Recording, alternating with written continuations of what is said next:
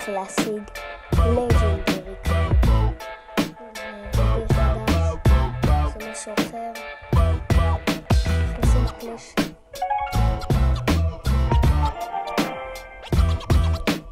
כמו שאתם רואים, עליתי לרדת 9, פעם כבר 2700, וסקתי ג'אים.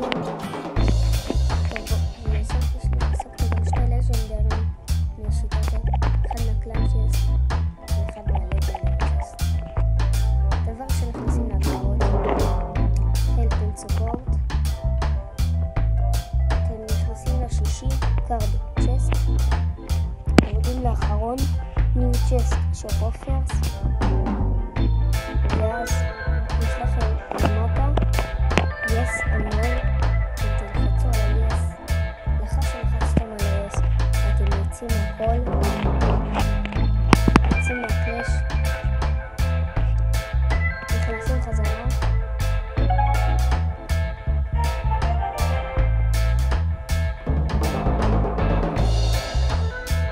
ואז מכל דבר יכול לצאת לכם לג'נדרי חוץ מהביג צ'סט.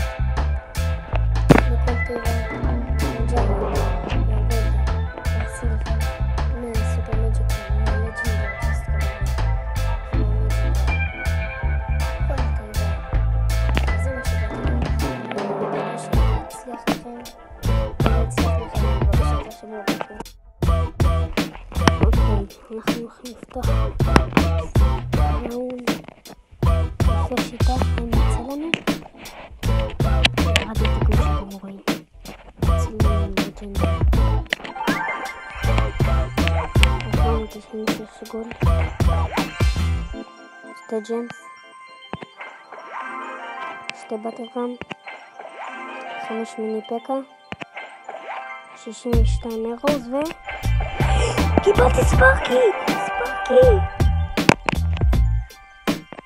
אומייגאד! ספארקי! וואי וואי